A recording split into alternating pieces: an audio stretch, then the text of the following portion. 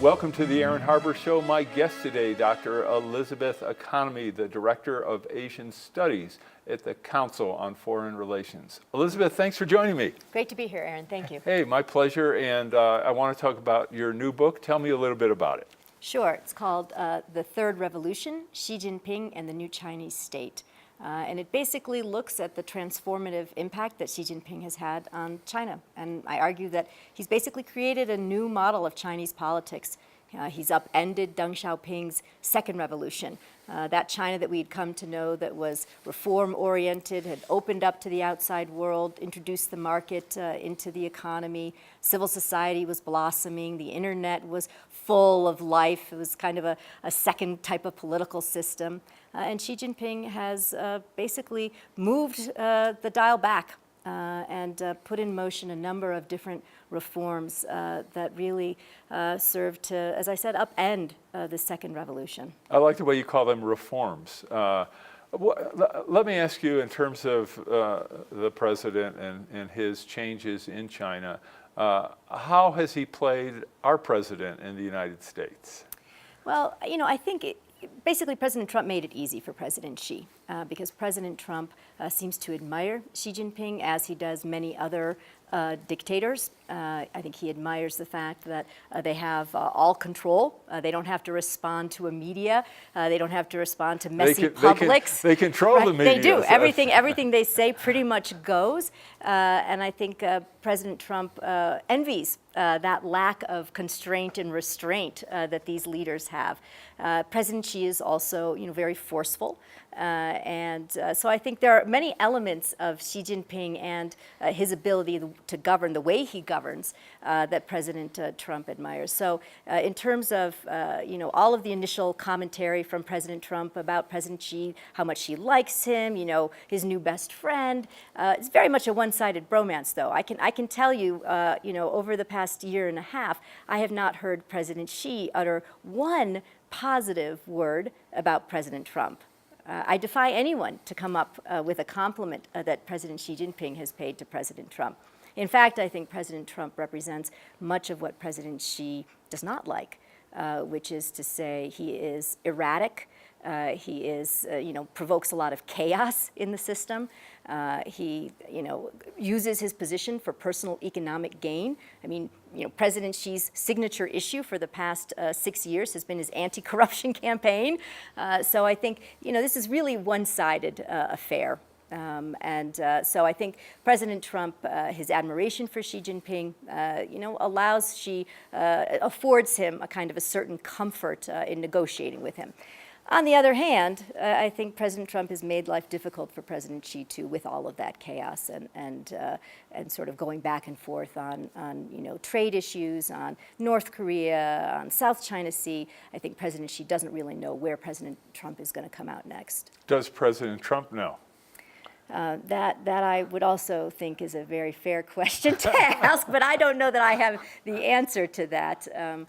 Certainly, I think President Trump thinks he has an end state in mind, but how he's getting there, I think, is a mystery to almost everyone.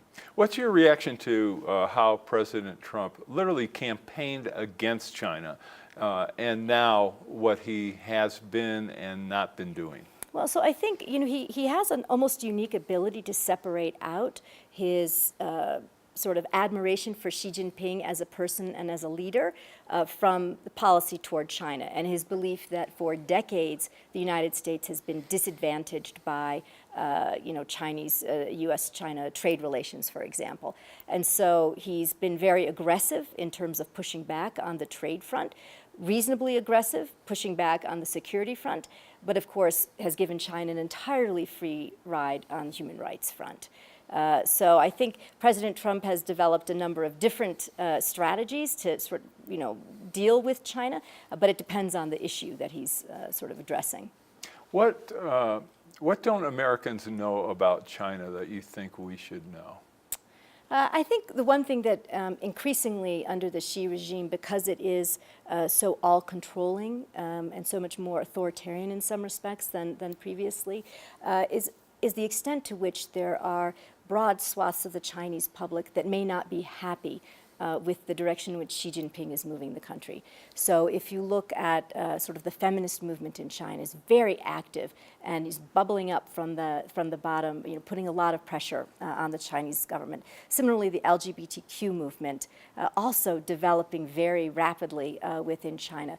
You have strikes throughout China, truck drivers, pensioners who aren't getting their pensions, retired People Liberation Army officials who feel that they're being mistreated. So one thing that I think many people don't appreciate is that despite the fact that we can't see that deeply into China, that there really is a lot of discontent that still exists beneath the surface. What don't the Chinese people know about Americans and not America, but Americans that they should know? That's an interesting question. I mean, a lot of Chinese, come to the United States and spend time here. I think there's something that Chinese don't know. I think there's still a gap in understanding about how our political system works. I think there's a lack of understanding that we have a system of checks and balances, for example, so that Congress, controls elements of our system, that we have a judiciary, that even when President Trump says that we're withdrawing from Paris, that in fact our states and communities and businesses can continue to do the right thing. So I think the plurality of voices and how voices are channeled through our government structure is something that a lot of Chinese still don't really grasp because their system is so very different. In terms of that difference, it seems like and I don't know if it's fair to say the Chinese people made this trade-off, but China has this extraordinary monitoring of its people, surveillance of its people, control of its people in terms of their rights, their ability to express themselves. And at the same time, though, China's made extraordinary economic progress. I think progress, at least in certain parts of the country, that has surprised many of us who assumed that as China made progress, its ability to control its people as technology advanced, its ability to control its people, to monitor its people would actually decrease. That doesn't seem to be the case. What do the Chinese people think of that? And are they happy with this trade-off that, hey, many of us, hundreds of millions of us, are doing extremely well compared to 10, 20, 30 years ago. So what if the government runs the show? Right. So I think, as it's important to see that in the United States there are many different communities with many different perspectives, on the Trump administration, for example, in China there are also many different communities with different perspectives. So if I'm talking to liberal intellectuals or I'm talking to entrepreneurs, they are largely unhappy with the increased control, for example, over the internet, with the blossoming of these cameras that, from now there are like 176 million cameras in China doing facial recognition. They want to get up to 626 million cameras. They want to be able to listen in on any phone conversation and know exactly who are those two people that are talking with each other. So I think they're not happy with this. They're not happy. Entrepreneurs are not happy that the Communist Party is intruding into their companies and trying to tell them what to do in terms of their business decisions. That wasn't part of the agreement, right? And China was moving in a very different direction in 2010 and 2011 before Xi Jinping came to power. So I think, that community's unhappy. A lot of university students also unhappy, right? They don't, and professors. Are university students ever happy? Well, I mean, one would imagine that, you make your way to, Peking University or Tsinghua University or some of these incredibly, top-ranked universities in China. The kids ought to be reasonably happy. They've made it.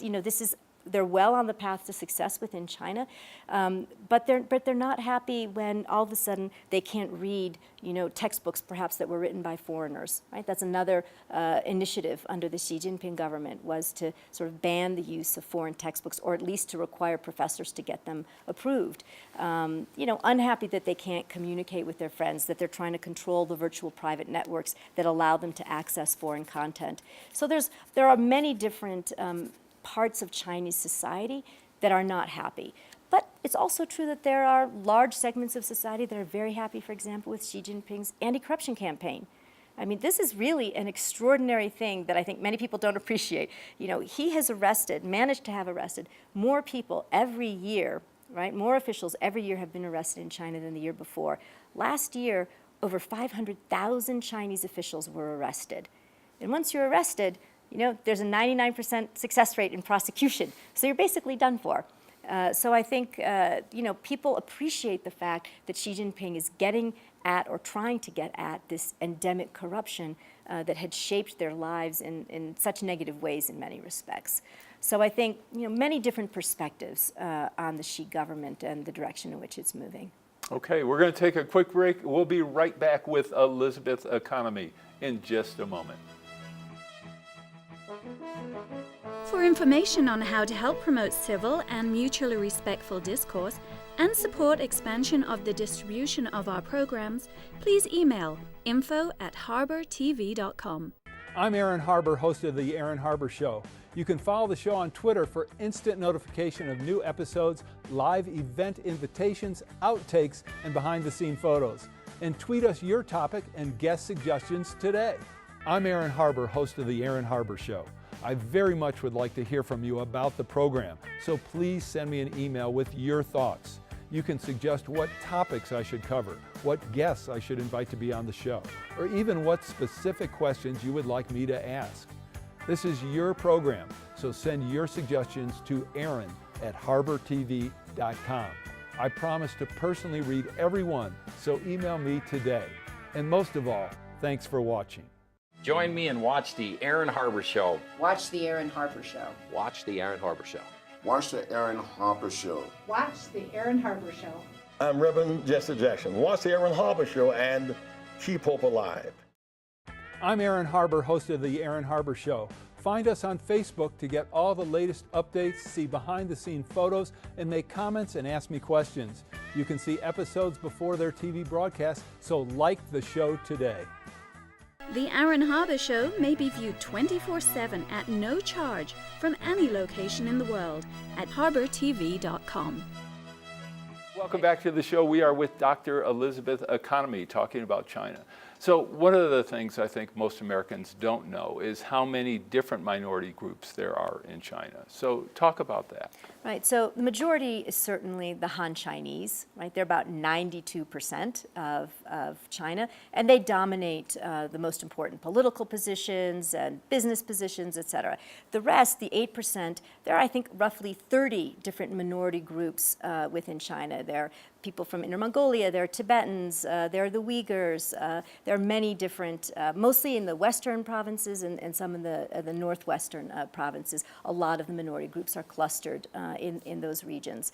But there are also regional differences that are quite significant. So, you know, from Beijing to Shanghai, you know, in Shanghai they speak a different dialect. So many older Chinese don't speak Mandarin Chinese that people would recognize in Beijing. In fact, one of the great stories is that when the first group of revolutionaries met, right, so they'd all been fighting, back in 1949, they'd all been fighting different parts of the country. When they finally met, they needed interpreters to be able to communicate among themselves. So even though they were all fighting for the same thing and they knew about each other from the different parts of the country, they couldn't communicate because there are so many different regional dialects. And of course, in places like Guangzhou, they speak Cantonese, which is what they speak in Hong Kong. So again, there are different ways in which the Chinese population is segmented, but the dominant group really is the Han Chinese. So if you were to categorize subgroups within the Han, are you talking about 2 or 3 different significant divisions? Are you talking about 10? Give me a sense of. Well, it's hard to say. I mean, you know, people identify very much regionally, right, as, you know, I'm a Shanghaiese, right, or, you know, I'm from Guangdong, or I was born in Shanxi province. I mean, much in the way you say, I'm a Californian, or I'm a New Yorker, or I'm a Coloradan, they have that same sense of regional identity.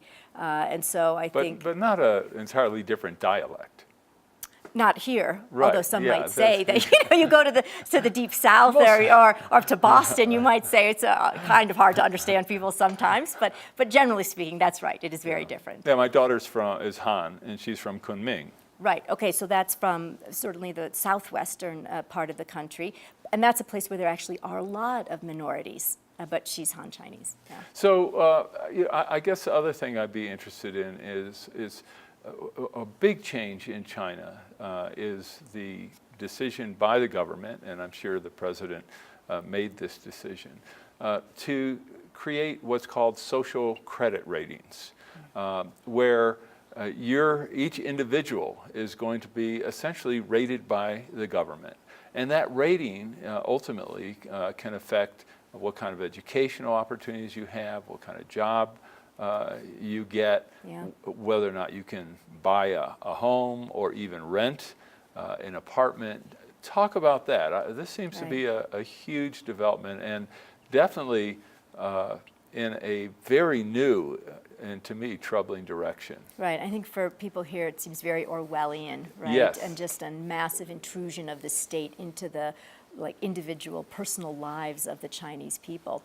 I think, so let me make a couple of points. I think first, important to recognize Chinese political culture is different, that, historically, the Chinese, once you're born, you immediately have a dossier that's built on you, right? So from every moment that you move forward throughout your schooling and your job, they're tracking you, right? So people are adding comments into that, file about you. So there were neighborhood committees, dating back into the 1950s, where elderly people would report on their neighbors, right, to local officials, sometimes having to do with the one-child policy. If they thought somebody was having a second baby, they would report on them. Were you reading a book that was banned? They would report on you. So there's always been a more intrusive element of people reporting on each other and trying to control behavior in China than we experience here in the United States. But the social credit system definitely takes it to a new level because it marries sort of all the advances of technology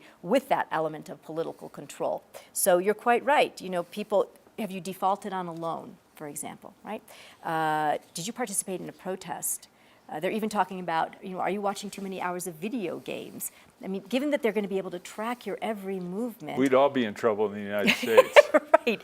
They're going to be able to track your every movement with these cameras. They're going to know whether you jaywalked, right? So all of these things will contribute to your social credit score. So to be fair, they haven't rolled out the national program yet. What they've had to date is a series of pilot programs in different places. But it's clear that it's going to be very intrusive. And then that social credit score, right, will be used to determine things like, can you, get on a plane or ride on a high-speed rail? Already there are 10 million people in the country that can't get on a plane or a high-speed rail because they've defaulted on a loan. So they've already started the process, but it's going to come into full force in 2020. So let me just make one last point on this, which is that I did just some informal interviews for my book on this topic. Just interviewed 15 people in their 20s and 30s. I happened to be in a workspace, kind of the equivalent, the Chinese equivalent of WeWork. It's called 3Q. So filled with young people involved in startups. And so I said, what do you think about this social credit system? A couple of them had no idea what I was talking about, but most of them thought it was a good idea.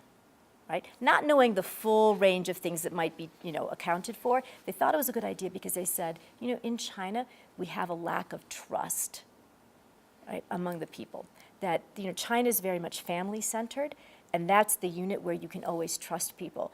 But largely because of that system of reporting on each other and turning people in and all that kind of stuff, people don't trust naturally. U.S., we're much more trusting of strangers in many cases than they are in China. So they see this social credit system as a mechanism for knowing whether I can trust you, or you can trust me. But will individuals know the social credit rating of other people? Yeah, absolutely. Oh, it's a public Absolutely. number? Yes, it's a public number. Oh yeah, your social credit rating will be available. If you're going to have an interaction, I can find out what your social credit rating is. No kidding. Yeah. And what's the scale? I don't know what the final scale is going to be right now. Again, it hasn't been rolled out as a national program, so I don't know what it's going to end up Maybe being. we should start it here. No, I'm kidding. I'm kidding. I think we already have enough moves in the wrong direction. That would just be one too far. Do you think this is something China could export to other countries? I think there's already an effort underway to export elements of the Chinese political model. So if you look right now, Chinese officials are now in 8 African countries, training officials there on how to manage political stability, right? Through propaganda, through internet, constraints. They're exporting their surveillance system, the system of cameras, to Pakistan. There were protests in Pakistan around this. So I think that social credit system could become a next step in that process of helping other authoritarian-leaning governments to increase their control over the population. Extraordinary. All right, we're going to take our last break in part 1 of our special 2-part series with Elizabeth Economy. For information on how to help promote civil and mutually respectful discourse and support expansion of the distribution of our programs, please email info@harbertv.com. I'm Aaron Harber, host of The Aaron Harber Show. You can follow the show on Twitter for instant notification of new episodes, live event invitations, outtakes, and behind-the-scene photos. And tweet us your topic and guest suggestions today. The Rex Howell Broadcaster of the Year Award recognizes an individual who, through leadership, skill, and dedication, is advancing the broadcast industry in our state and our nation. Tonight, we honor Aaron Harber. Aaron has worked extensively in the media as a host, producer, political and economic commentator, and columnist. Today, the Aaron Harber Show is the focus of his media involvement. Aaron, it is a privilege to present you with the Rex Howell Broadcaster of the Year Award. Congratulations.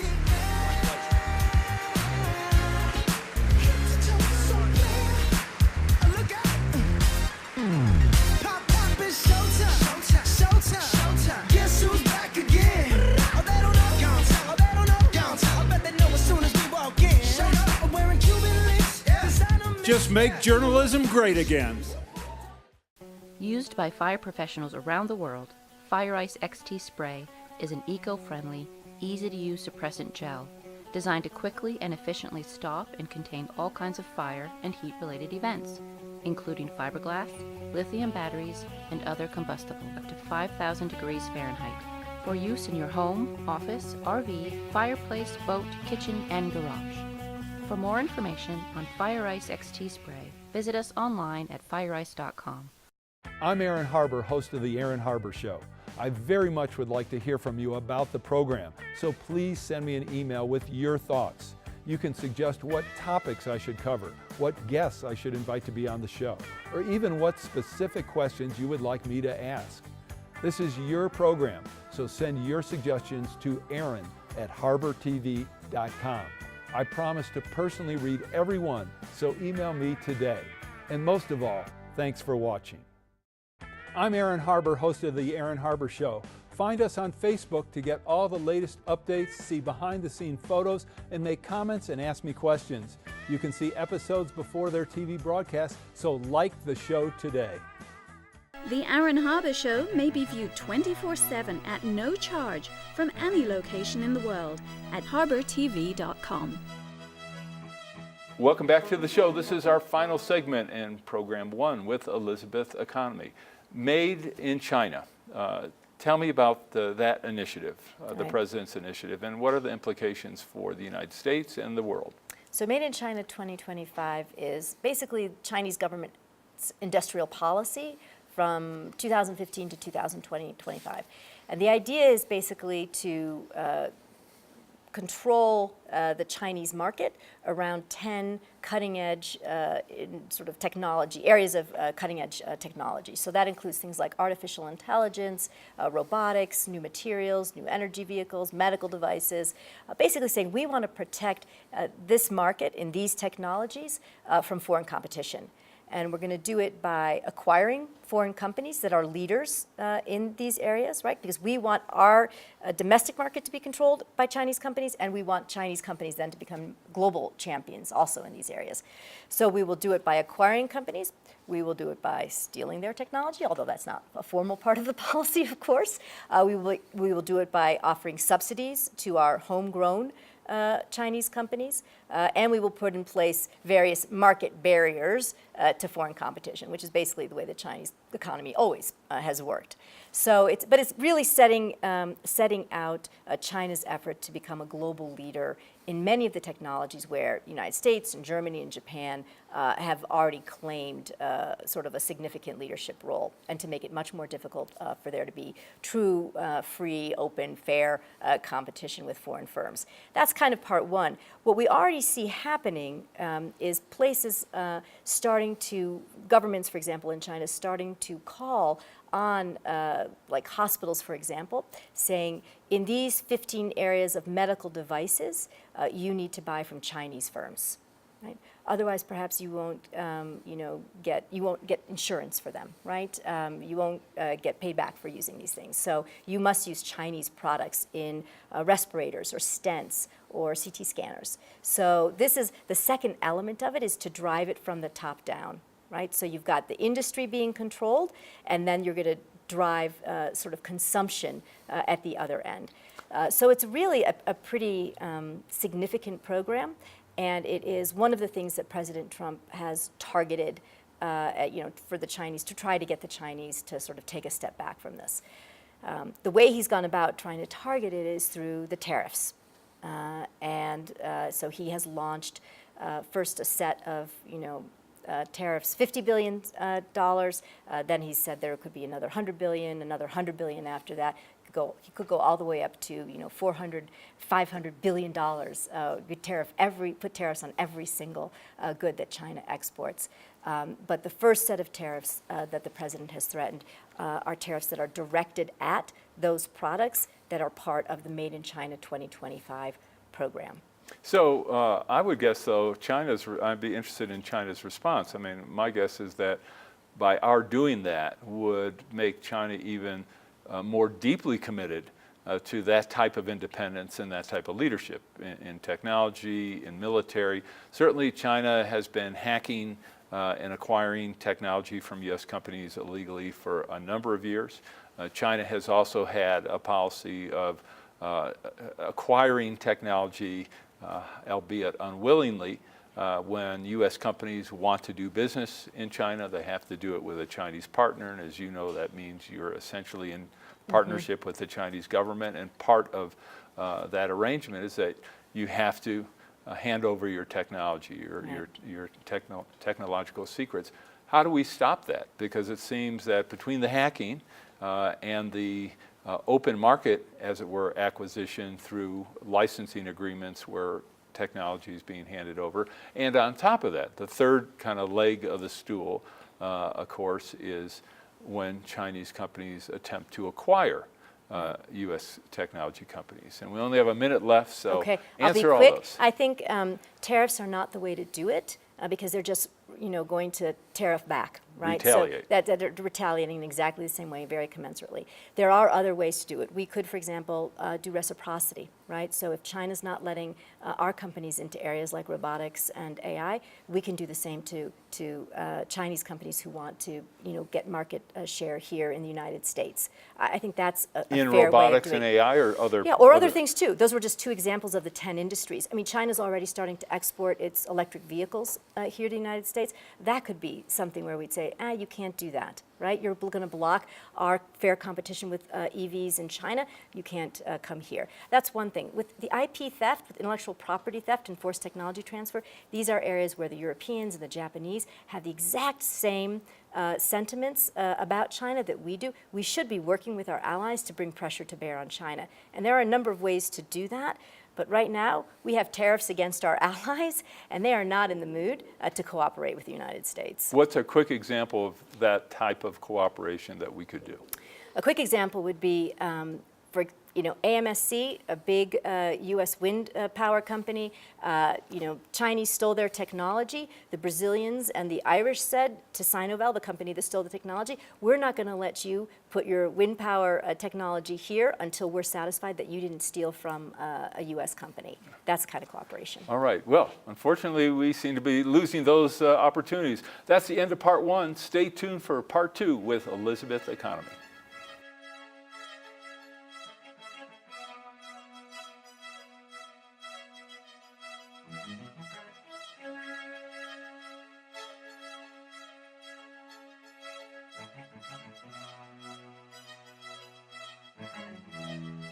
Please contact us. We want to hear from you. And thanks for watching.